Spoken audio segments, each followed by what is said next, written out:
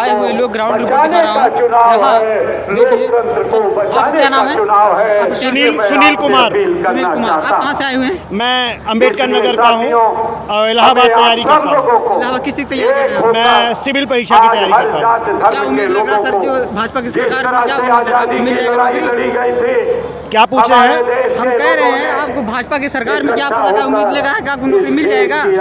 Bharatiya Janata party की सरकार की विफलता का ही परिणाम है कि जो इलाहाबाद में तैयारी करता है वो आज गली गली जहां पर प्रचार प्रसार हो रहा वहां जा रहा है।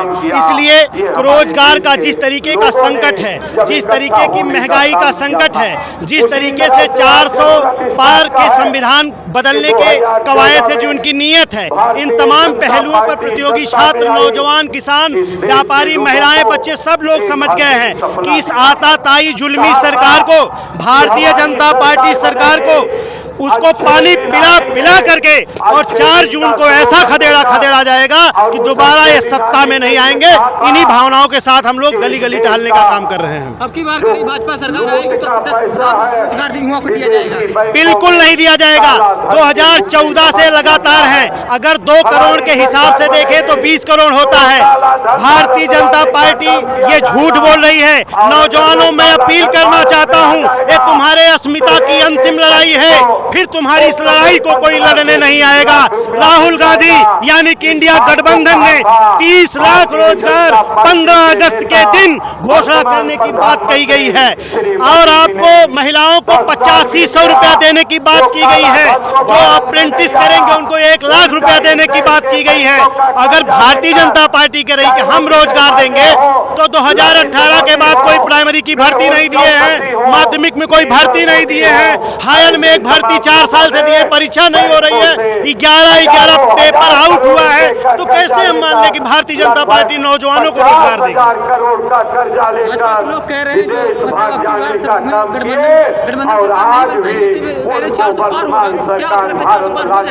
मैं यहीं पर घोषणा कर रहा हूं, इंडिया गठबंधन सरकार बनाने जा रही है और भारतीय जनता पार्टी, नोट करके लिख लीजिएगा जो लोग मुझे सुनेंगे, 240 से 200 के बीच में भारतीय जनता पार्टी पाएगी और सरकार नहीं बनने जा रही है, नहीं बनने जा रही है, क्योंकि ये चुनाव मोदी बना मुद्दा है। क्या है?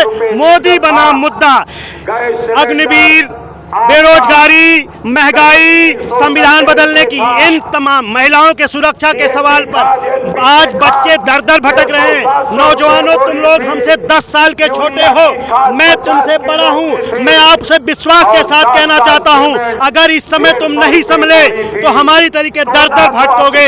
इसलिए इस चुनाव में सिर्फ अंबेडकर नगर नहीं, अंबेडकर नगर, संत कबीर नगर, बस्ती, गोंडा, बहराइच, बलिया, देवरिया, जो भी 3 चरणों में चुनाव बचे हैं, हर जगहों पर अपने नाना, माऊ बाप, फूफा सबसे कहो और जाओ, क्योंकि ये 5 साल के बाद जो चुनाव आता है इसकी एक अहमियत होती है। उसके बाद दर दर भटकोगे, हाय हाय चिल्लाओगे। दाल पनीर की तरीके खा रहा है, 170 रुपए 80 रुपए अरहर की दाल है, जैसे पनीर डाली जाती है वैसे दाल खा रहे हैं। तो इस स्तर की महंगाई है और इंडिया गठबंधन सरकार बनाने जा रही है। किसानों को 2000 रुपया दिए जा रहे हैं, उसके बाद राशन दिए जा रहे हैं, उसके क्या सरकार बहुत लाभ में बना हुआ है।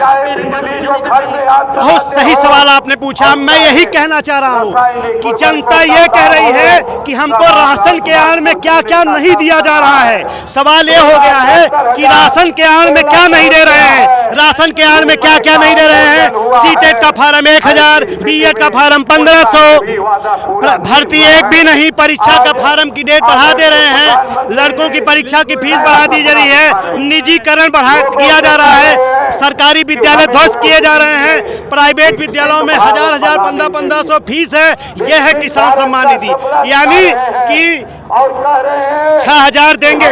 एक कहावत है, लादूसा के बेटवा पादूसा हो, दो में झुरवाए बेचे, 6000 देंगे 60000 ले लेंगे। तो लादू सा पादू सा वो दोदला में झुरवाए बेचे, यानी कि 6,000 दे रहे हो और उस पैकेट से 60,000 निकाल ले रहे हो। बीएड के फार्म के नाम पर, सीटेट के फार्म के नाम पर, तमाम महंगाई के नाम पर, बेरोजगारी के नाम पर, सुरक्षा के सवाल पर बताइए। आप 70 साल की अवस्था में प्रधानमंत्री बनने के लिए चला रहे हैं पूरे देश में, और नौजवान जो अग्निवीर है उसको 4 साल पे रिटायर कर देंगे। 22 साल में तो आदमी अपना चड्डी पहनना जानता, तुम रिटायर कर दोगे, कहाँ जाएगा वो, कहाँ जाएगा? माँ बाप की सेवा कब करेगा? अरे बुढ़ापे में उस माँ बाप की सेवा करता है नौकरी के माध्यम से। अगर हम नौकरी पाएंगे तो अपने माँ बाप की सेवा करूंगा, बहन के हाथ पीले करूंगा, भतीजे को पढ़ाऊंगा, पड़ोसी की मदद करूंगा, रिश्तेदारी में मदद करूंगा। अगर मुझे 22 साल पे रिटायर कर दोगे तो मैं कहाँ जाऊंगा?